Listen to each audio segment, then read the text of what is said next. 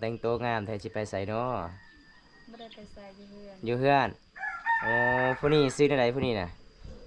ซื้อล้างสาวรามสวัสดีแน่ฮะสวัสดีภาษาไปไหมสวัสดีเออกินข้าวได้บ่น้องฮะ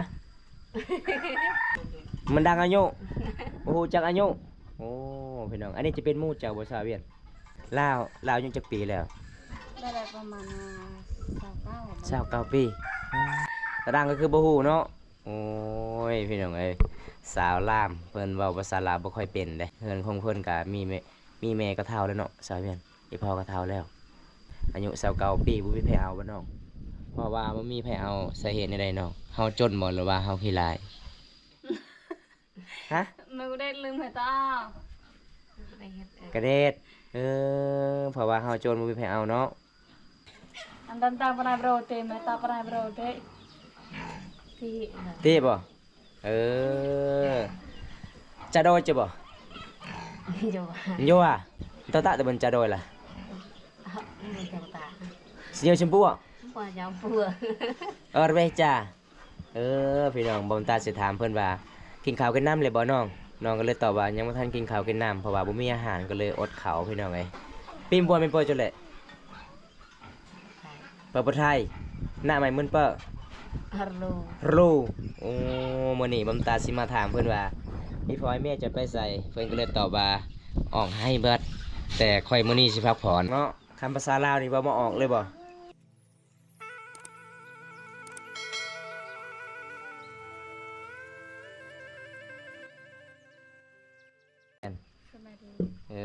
แต่งตัวงามแท้สิไปไสเนาะไม่ได้ไปใส่อยู่เพื่อนอยู่เฮือน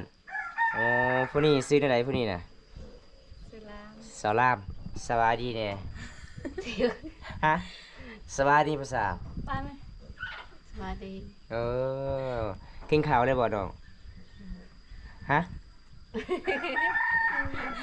กินข้าวเลยบ่ฮะกินข้าวเลยบ่น้อง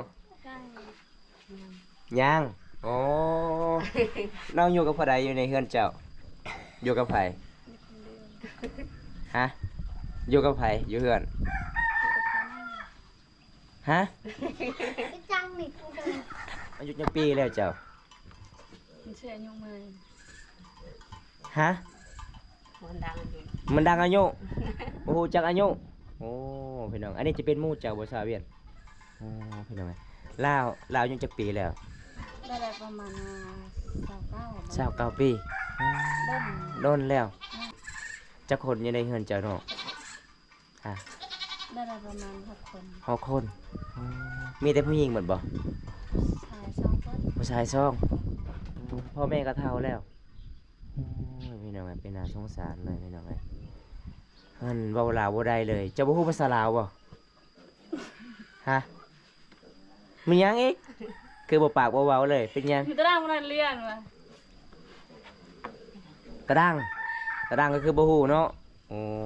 ยพี่น้องเอ้ยสาวลามเพิ่นเว้าภาษาลาวบ่ค่อยเป็นเด้เพราะว่าเป็นนักสงสารมื้อนี้ก็เห็นเพิ่นก็ถามเรื่องราวเพิ่นพี่น้องเอ้ยเพิ่นของเพิ่นก็มีแม่ก็เฒ่าแล้วเนาะสาวเวียนอีพ่อก็เฒ่าแล้วโอ้อายุ29ปีบ่มีไผเอาบ่น้องเพราะว่าบ่มีไผเอาสาเหตุใดๆน้องเฮาจนบ่หรือว่าเฮาขี้ลายฮะไม่ได้ลืมเหรอต้ากระเด็ดเพราะว่าเฮาโจรบ่มีไผเอาเนาะนี่พี่น้องเพราะว่าผู้ใดก็บ่อยากเอาเพิ่นอายุ20ปลายปีแล้วพี่น้องเพราะว่าเพื่อนของเพิ่นก็ทุกข์ยากพี่น้องพ่อแม่ก็เฒ่าอีกมื้อนี้ก็สาวเวียนก็มาลิ้นอยู่เฮือนเพิ่นพี่น้องมาเยี่ยมมายามเด้ค่อยเลยคิดว่าสาวเวียนไปออกสักข้าวให้มื้อนี้บ่ไปบ่ละว่าให้อยู่เฮือนอยู่เฮือนอีพ่อแม่จะไปบ่มื้อนี้บ่ไปอีพ่อแม่ไปนอนเลยถือข้าวไปนำพี่น้องมื้อนี้เพิ่นก็มีแต่นั่งฟังซื่อๆเนาะเว้าลาวบ่เป็นเลยบ่เป็นเจ้าเคยเข้าเมืองอยู่บ่ฮะเคยมีหมู่ตัวเมืองฮะแล้วมาในใดซาวเวียนก็บ่ได้ยินกันแล้วว่าเค แม่ ยังไม่ได้ฮอดแหละประมาณ5เทื่อแต่เราเกิดมาแล้วเขา เข้าเมืองนะ อืม โอ้ เราไปกับอ้ายเราตลอด อืม ไป เวลา กับหมู่ เวลาเราเข้าเมืองนี่ เราจะซื้อเครื่องเราเว้าภาษาลาวบ่ ชาลาเทิง ภาษาลาวเทิง เราบ่ฮู้เลยเงินเนี่ยจักเท่าใด เงินก็บ่ฮู้อีก โอ้ โอ้ ฮู้บางเดือนละ10,000 1,000ฮู้แล้ว พี่น้องเอ้ยเพราะว่าเงินใบ10ใบ20จะฮู้บ่ นั่งละ ตะดังคือตะบนดังเลยเนาะบ่ฮู้เลยพี่น้องเอ้ยเพราะว่าเพิ่น ให้สำใดเอาสำนั้น โอ้เอาสมมุติว่าจะไปซื้อเครื่องเนี่ยสิว่าเขาเจ้าเว้าว่า50,000เงินเจ้า100,000จะฮู้บ่ กระดัง ตารางยืม ให้ตัวทีบ ให้ทุกทีบเลยโอ้คันคนขี้เลิบก็แล้วเลยเนาะคันคนใจดีเขาเจ้าก็ทอน แบบเราไปอยู่เมืองเข้ากับอ้ายเราให้เงินนำอ้ายเราจับเราอยากได้หยังก็ให้เราอ้ายเราจ่ายให้ โอ้มีแต่เราบอกซื้อบัตรตัวนี้เด้อค่อยอยากได้ แม่น นี่พี่น้องโอ้ยพี่น้องสาวเวียนแปรให้ส่วนเพิ่นเว้าบ่ออกเลย ขนาดเงินคำก็บ่ฮู้เลยพี่น้องเอ้ยจักใบยางพี่น้อง เจ้าเคยไปหัดเจ้าเคยไปเฮ็ดงานอยู่บ่น้อง ก็มีประตัดเรียก ฮะ นี่เมิดนะ ฮะบ่หยังน้องบ่แจ้งๆมึงดูจะเว้าหยัง ก็làm tự nhiên ฮะ โอ้ยพี่น้องเอ้ย เออ ถามเพิ่นกับตอบบ่ได้อีกพี่น้อง มันแปลกแล้วเนาะสายเวียนเนาะหมู่เจ้าเนาะ không sợ ngọc โอ้ แตะที่เปาะ ฮะ จะดอยคาตา โอ้โดยไปไสนี่น่ะไปไส ปอบไข่ เปิดประไทยโอ้ไปใส่เปิดประไทย เชียร์งา เสียยาให้โอ้โดยพี่น้องเอ้ยเพิ่นก็เลยเห็นบ่มันตาเพิ่นก็เลยถามว่าเจ้ามาเมื่อใดลูกเพิ่นก็บอกว่ากินข้าวกินน้ำขึ้นเฮือนขึ้นศาลเด้อ บันเต้นผิดไหม บ้านส่วนเห็นบ่พี่น้อง ข่อยเหรอเอาไว้น่ะต่างเติงไปตรงวีละร่องเมื่อไหร่ปลายไปจะอยู่ cái chứ bà hay anh nhìn hệ thô lại bà rằng hơn bà อืม cô kêu nó ăn giả สาวล่ามเจ้าเว้าภาษามังกรได้บ่คันท่าเจ้าเว้าได้ค่อยสิถามภาษามังกรเด้อ ba tỷ nhiều เว้าได้บ่น้องเว้าได้ anh đang ta bên này bro tê mà ta bên này bro tê thì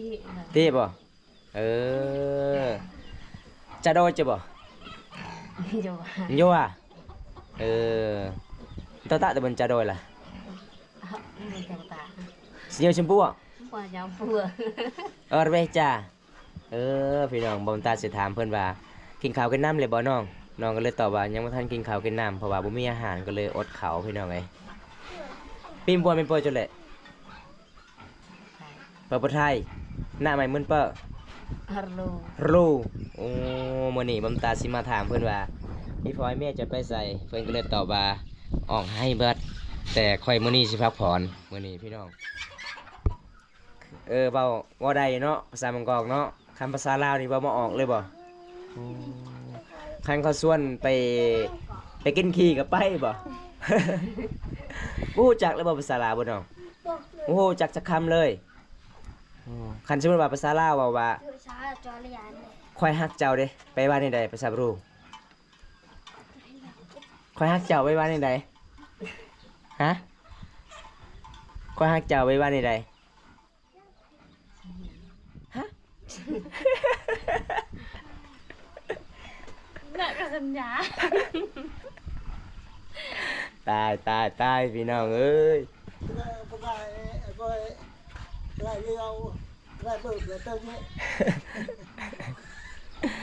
โอ้ยพี่น้องเอ้ยบาสิตอบกับบ่ได้ยินเสียงอีกเป็นหยังเจ้าคือว่าค่อยๆน้อง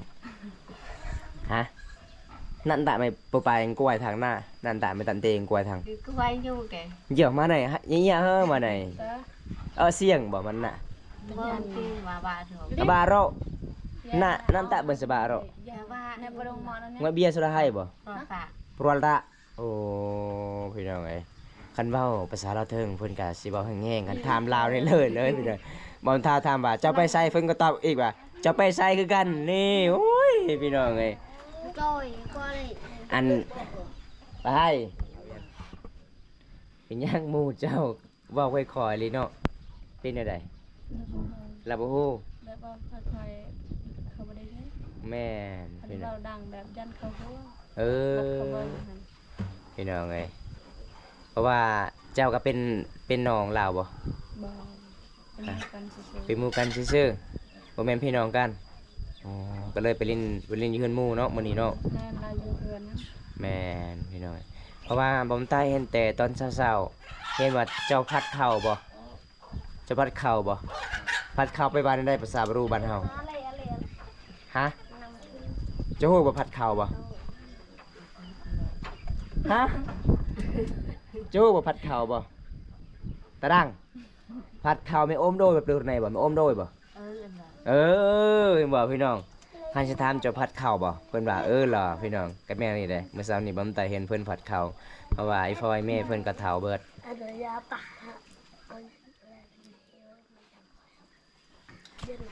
สาวลามคันท้ายมีผู้บ่าวมักเจ้าสิมักบ่ตอนนี้บ่ คันเบิ่นบ่ไปเบิ่นมีเบิ่น ฮะ เบิ่นเอาดังทันตั้ง เป็นยังไง เต้น่ะแต่เจ้าดังกอง โอ้คันท้ายมีคนมักเจ้าก็สิสร้างครอบครัวเนาะเพราะว่าโดนแล้วเป็นผู้สาวแล้วน้องเนาะเพราะว่าเฮาก็ครอบครัวยากจนพี่น้องไอ้พ่อไอ้แม่ก็ถ้าบ่มีไผเลี้ยงบ่น้องน้องฮู้บ่ว่าอ้ายเว้านี่บ่น้องเข้าใจอยู่บ่ฮะเข้าใจอยู่บ่เออ แล้วว่าไหนๆสาวเวียน เราบ่เข้าใจเราบ่ได้ แล้วบ่เข้าใจเลย เดี๋ยวค่อยสิหยอกลาวกันเด้อไปขึ้นกกใหม่ไปบ่ฮะสาวเวียนเจ้าเฮ็ดให้ปีนี้จักบอล บ่ได้บอลเดียวกวางอยู่บ่กวางอยู่เนาะจักมือเลยจะไปสัก ได้ละประมาณ7 มื้อ 7 มือแล้วโอ้ ก็ ย ยังบ่แล้วเข้าไปซอยก็ยังบ่แล้วค่ะ ว้าปีกายนี่ได้เข้าหลายอยู่บ่เข้าให้ได้บ่หลายก็เลยปีนี้เฮ็ดใหญ่อีกนี่พี่น้องวันนี้ก็มาเยี่ยมมายามเพิ่นคือเก่าบรรยากาศยามเช้าๆเด้ปกติสาวเวียนก็สิออกสักเข้าให้ เพราะว่ามื้อนี้ก็เพิ่นก็พักผ่อนเมื่อยหลายเมื่อวานนี้เพิ่นย่างเอาบ่เจ้าย่างเอาบ่ ยังเอา ย่างเอาโอ้ไกลเติบอยู่เนาะย่างเอาพี่น้องสาวลาวแม่หมู่บ้านเขาเจ้าก็ช่วงนี้ก็สิเฮ็ดให้เด้เพราะว่าบ่ตามมาเยี่ยมมายามมื้อนี้ก็บังเอิญได้ฟอสาวหยัง ซอยลาง สาวลามเนาะสาวลามกับสาวเวียนพี่น้องเอ้ยเพราะว่ามาเยี่ยมมายามแต่ละเทื่อก็บ่ค่อยได้เห็นสาวลามสาวลามไปใส่สาวลามตอนนั้น สมุดนั่งลุง จะ ก็ ดัง คื เล อย แวะเสะเดียว กินข้าวกันน้ำเลยบ่สาวเวียน กินแล้ว กินอาหารหยังมื้อนี้ กินเคียด กินเคียดเจ้าบ่ไปการคืนนี้ บ้านางตัว น้องบ่โอ้พี่น้องเอ้ยเครียดหลายเนาะหมู่บ้านเจ้าเนาะ ได้ หลายอยู่เนาะเจ้าเคยไปการอยู่บ่บ่เคยเลยเพราะว่ามื้อนี้งามย้อนกินเขียดเนาะ นี่พี่น้องมาเยี่ยมมายามเพิ่นมื้อนี้พี่น้องเอ้ยเพิ่นกินข้าวแต่เช้าเด้บรรยากาศมื้อนี้สุดยอดหลายพี่น้องมื้อนี้ก็แดดออกเนาะมื้อนี้เนาะคันสิซักเข้าให้มื้อนี้ก็สิเมื่อยหลายทางแดดพี่น้องเมื่อวานนี้ฝนตกหำบ่วันนี้บ่ฝนไม่ได้ตกวันนี้โอ้พี่น้องเพราะว่าบนตาเดินทางเมื่อวานนี้ฝนตกแห้งเลยพี่น้องเอ้ย บ่อยู่บ้านเขาบ่ได้ฝนตก ไม่ได้ตกบ่เนาะโอ้มีตกแต่3มื้อก่อนๆน่ะบ่อ๋อเป็นจังได๋สาวอะบ่เป็นสาวอะ เวลา สาวลามเข้าใจอยู่บ่สาวเวียนเว้าเข้าใจเด้อเข้าใจอยู่บ่ ไม่ได้ บ่เข้าใจเลยโอ้มีแต่พังอย่างเดียวแม่พี่น้องเอ้ยพังอย่างเดียวก็ม่วนบ่โอ้แต่ว่าบ่ได้เนาะเพิ่นบอกพี่น้องเพิ่นว่าเฮาจักหมู่เว้าอิหยังมีแต่พังอย่างเดียวพี่น้องเว้าภาษาลาวบ่ค่อยเป็นเด้เพราะว่าหมู่บ้านน้องก็เจ้าบ่ได้เข้าโรงเรียนบ่ มันเริ่มเจอ ฮะ มันเริ่มเจอกันมันถือ มันเหรอมันรี เหมือนเรียนเพิ่นว่าบ่ได้เข้าโรงเรียนก็เลยบ่ฮู้จักภาษาพี่น้องเอ้ย เจ้าบ่ได้เข้าโรงเรียนแต่น้อยเลยบ่อ๋อ ตะกี้ก็แบบบ่มีแต่บ่ได้เรียนหนังสือเลย ตะกี้นะโอ้เพราะว่ามีแต่รุ่นเจ้าเนาะเรียนหนังสือเนาะเพราะว่ารุ่นเพิ่นก็บ่ได้เรียนหนังสือสาวลาวเขตนี้พี่น้องเอาสาวเวียนสาวล่ามหลังจากนั้นลิ้นแล้วสองสาวจะไปใส่ต่อบัดนี้อยู่เฮือนมื้อนี้พักผ่อนเต็มที่เนาะจังได๋อ้ายกลับกันเด้อเพราะว่าปกติอ้ายก็อยากลิ้นน้ำน้องล่ะเพราะว่าหมู่ของน้องเว้าลาวบ่เป็นเลย ก็เลยบ่ตากับจักสิถามในใดพี่น้องเอ้ยเพิ่นก็ถามในอื่นเพิ่นก็อย่างเดียวพี่น้องตอบบ่เป็นเลยเนาะมีแต่คันเฮาถามว่าเจ้าไปไสเพิ่นก็ตอบปั๊มไตเจ้าไปไสคืนนี้พี่น้องจักสิถามแบบใดพี่น้องเอ้ยเพราะว่าเพิ่นก็ปกติก็บ่คิดคุยได้ม่วนหลายเด้แต่เราเว้าลาวบ่เป็นเนาะจังได๋อากลับกันเด้อน้องเด้อคลิปนี้ก็ขอจบไว้เท่านี้ก่อนพี่น้องคลิปหน้าพบพอกันใหม่ขอกล่าวคำว่าสวัสดีครับบ๊ายบาย